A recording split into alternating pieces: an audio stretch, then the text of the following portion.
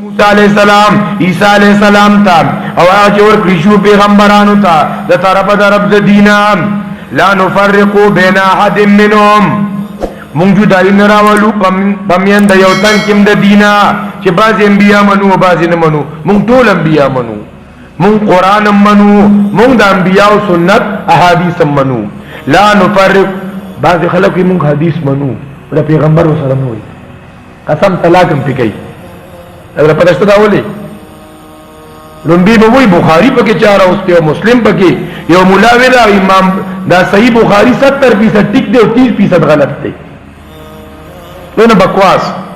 او بیا طلاق کوي چې زه حدیث منم چاوته وخت کې پړغون ته وی چې تا خو نه منې او دا خلکو ته وی چې منم مړه قران کې الله وی دا احسن الحديث دی قران احسن الحديث دی کنه نو زما مراد د حدیث نه قران دی کله مخبرانه لا ځان په کې وای دا طالبانی وې دا خلکو په قران او په طلاق باندې دوکشي قران کوي چې زه حدیث منم چې حدیث ته منی کافری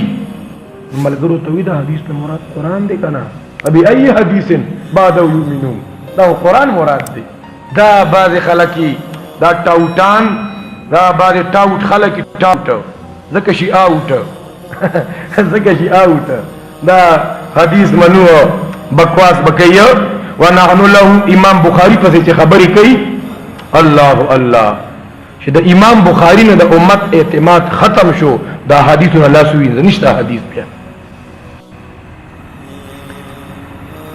لا نفرق بين احد منهم ونحن له مسلمون او دانن په دنیا کې واحد جماعت اشاعت التوحید والسنه دی چې دا په راه اعتدال باندې دی دینه مخکې لوی شخصیت چې درې پیډې به صرف خطبه ویلا او چې کله امام بخاری پسې بکواس شروع کړ نو ملګرو مرکزی شورا راوخته داسې خلک لوی علامت الدهر اولی نشي نو سره شاد کې داسې نشي پاتې کېږي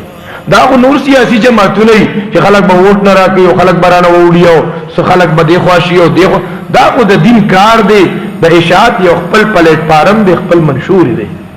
یو لوی شخصیت درې غنټې به خطبه ویلې او داسې علم چې په دنیا کې په علامه مشهور خو چې کله امام بخاری پسې بکواس او احادیث پسې بدرد او دارنګي چې څوک وایي چې مړ یوري نو دا کافر دی دې بدعتانو ته کافر وي اشاعت یې بدعتانو ته کافر وته مو وایي کنه نو د دې په دې پاکه اره جماعت نوېستل شو ننم بعض خلک هغه شی اشاعت ته منسوب کړي دای سره د اشاعت التوحید و سنت اس تعلق نشتا او موږ په دې ډېر خوشاله یو مطمئن یو زموږ جماعت دی اشاعت التوحید و سنت په دې کې لوی لوی بزرگان اولیاء دي د وګي خطیب صاحب غنتولی د شیخ غلام حبیب صاحب غنتولی د مفتی سراج الدین صاحب غنتولی دارنګ د لوی لوی بزرگان دي په دې کې مناظرین دي په دې کې د شیخ عبد الجبار غنت تاج الاولیاء تاج المحدثین چې په دې زمانه کې د صحیح بخاری شرح کړی دي د ابو داود شرح کړی دي بزرگان جراغي ټول شپه عبادتونه الله له جلاګانې دا سلویل بزرگان پکې دي مفسرین دي پکې مناظرین دي پکې خطبا دي پکې مصنفین دي دا لوی خلک په دې جماعت کې شته دي او اکابر پرس مونږ نه یو دي مونږ د قران او سنت نه علاوه د خپل تابعداري حکم نه کوي چې دې مونږ ته په غلطه لار هغه یو ټول دی غلامان کړي زه په اوس نه راوته ما زه به دا ټول د تویب د غلامین آزادوم دا پټونه کابرو بيدبه او بکواس خدا بکواس او دا بيدبه دې سره به الله تبا کوي لا نفرق بين احد منهم ونحن له مسلمون او موږ الله تابعداري کوونکی فإن آمنوا بمثل ما آمنتم به فقد اهتدوا فإن آمنوا کدی یهودیان ایمان نوړو کدی کتابیانو ایمان نوړو کدی منافقانو ایمان نوړو څنګه